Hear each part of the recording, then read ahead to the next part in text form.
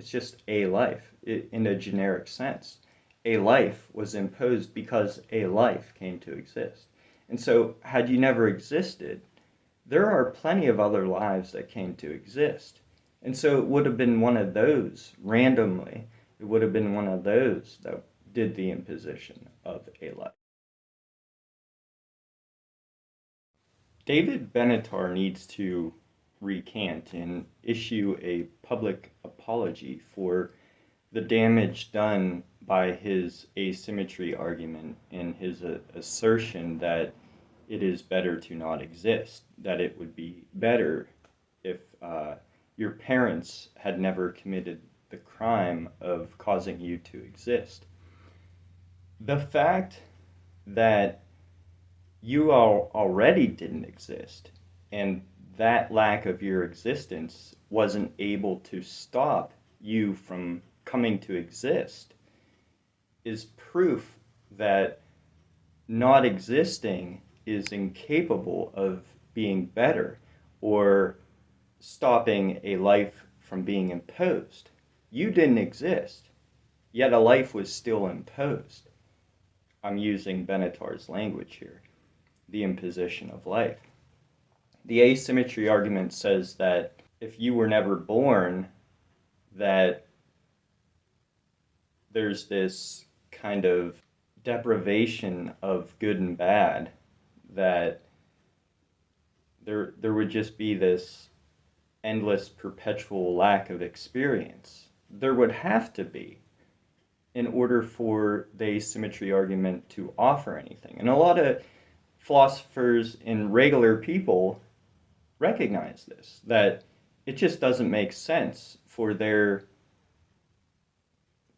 him to say it's better to not exist. It would be better if you were never born. And to not also imply that there is a peaceful state before we existed, that there's this perpetual thing which he refers to as better. Lawrence Anton just released a video with him talking to some guy, which he refers to in the video thumbnail as critical thinker, an older gentleman. And the guy rightly points out that such a perpetual state of which would require an agent. Yeah. When you say it's better, the way the word better works is that it's a condition that is experienced by some agent. It can't just, better doesn't just float in a void.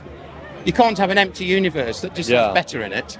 Therefore it's better to something. Now, if none of us exist, for what or who is it better?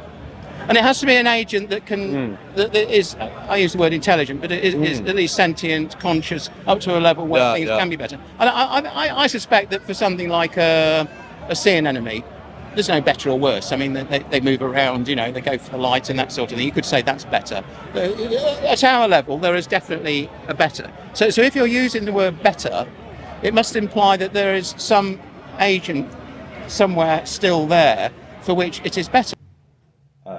Observing their own lack of existence and appreciating their own lack of existence, he recognizes that this would be required for anyone to say it's better to not exist. Sam Harris recognized this.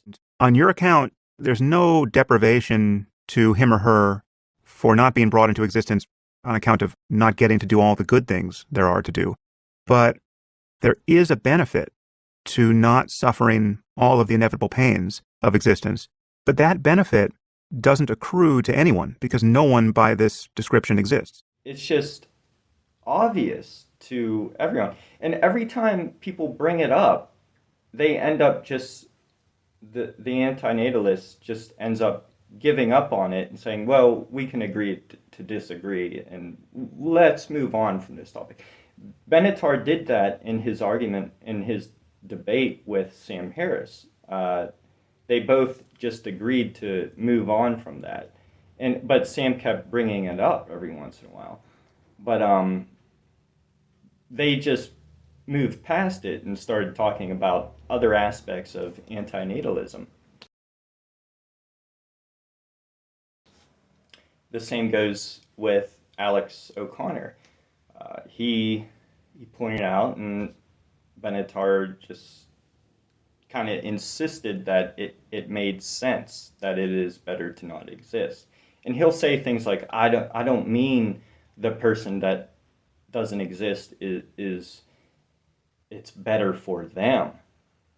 And so he plays these verbal gymnastics games and skirts around the problem instead of facing it and recognizing that the asymmetry argument demands there to be a peaceful, a perpetual, eternal, peaceful state, a kind of metaphysical safety bubble before we were born and after we die. For it to offer something. Otherwise, his asymmetry argument isn't offering anything, and it needs to offer something, or else you just have one option. And he just said the only experience is life, and he's saying that there's this other option of non-existence, of kind of this. It has to be something. There has to be something on the table to offer, and he isn't offering anything. He sees it as there's this and there's this, and he says it's an asymmetry because he recognizes that there's only this, but yet he insists that there's something that's better. So he actually does have two things in mind, but he's wrong. There is only experience. Somebody asked me today if I had the power to create a universe that where everyone in it was experiencing the maximum amount of suffering, versus a universe where there's no life whatsoever, would I create the universe where everyone's suffering? This person is implying that a universe that is empty would be better, would be peaceful, compared to the universe where there's the suffering universe, I'll call it. It's required that there be an alternative to the suffering, but otherwise there's just one option. Without the experience of perpetual bliss or peacefulness or some sort of appreciation of your own lack of existence, without that there is no choice. You're only presenting one thing. Just like we can't exactly say that it is better to the moment during your unconsciousness while you're during surgery, anesthesia. You're not actively appreciating your lack of consciousness while you're unconscious. You don't appreciate it until experience ensues once again, until you're conscious once again. That's when the appreciation begins. So while you're unconscious, it has no value, that period of time. It only gains value after the fact. So not existing wasn't able to stop this life from being imposed. So why would not existing, had you never been born, suddenly have the power to stop some other life from being the one imposed, or some other life from doing the imposition of life? You didn't exist in order to stop this life from being imposed. it's just a random life. It's just a life in a generic sense. A life was imposed because a life came to exist. And so, had you never existed, there are plenty of other lives that came to exist. And so it would have been one of those, randomly, it would have been one of those that did the imposition of a life, rather than you, there being some kind of endless lack of experience. And your lack of existence, just as it was incapable of stopping this life from doing an imposition of life, your lack of existence wouldn't have been able to stop some other life from doing the imposition. You would have to exist in order for your lack of existence to stop a life from being imposed. So, had you not existed, there's still plenty of lives coming into existence back at the time you were born, and there were already lives that existed. And so, let's say your time of birth,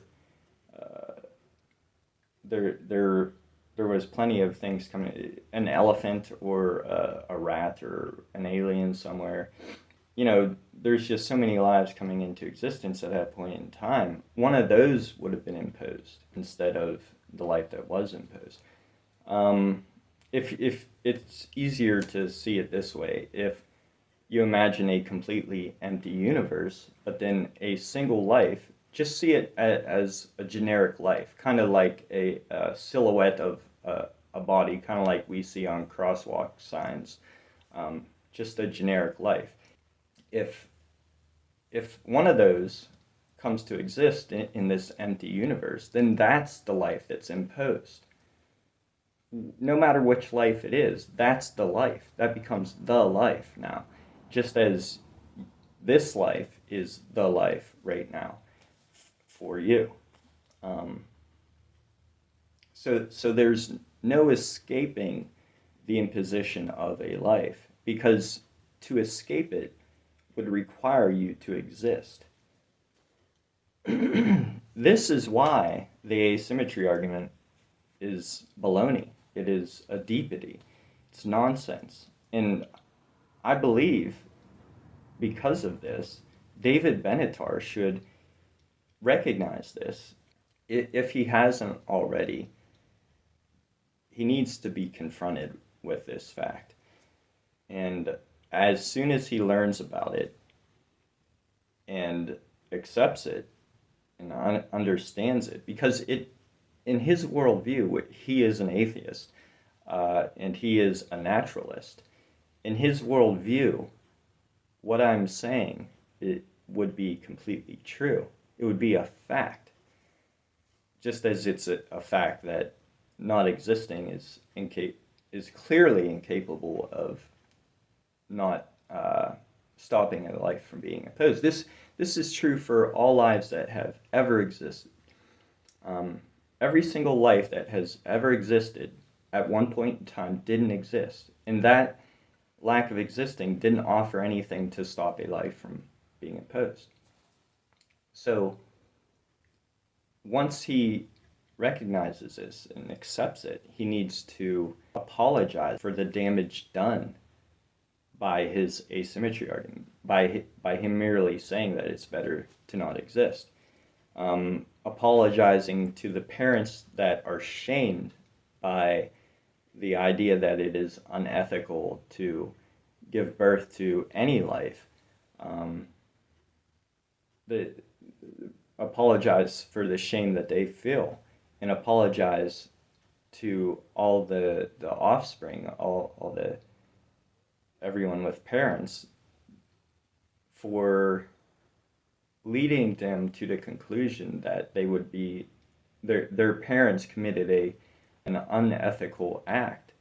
There's just a lot of damage that was done by his idea that it's better to not exist, by the asymmetry argument.